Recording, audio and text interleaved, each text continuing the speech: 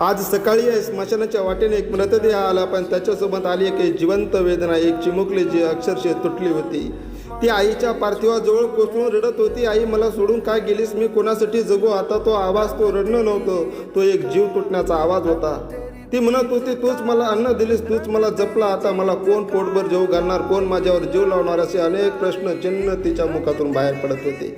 आणि इथे चिता रचली जात होती, लाकडं एकावर ठेवली जात होती, जणू मुलीच्या आयुष्यावर दुःखाचा डोंगर रचला जात होता. आज आग लावायची वेळ आली. ती चिमुकली अक्षरशः वेळी झाली. काका, माझ्या आईला जाळू नका, माझी आई आहे ती, तिला जाळू नका. त्या क्षणी माझे हात थरथरले, पण काम थांबवता येत नाही, कारण तिथे भावना नाही चालत, तिथे फक्त नियती चालते.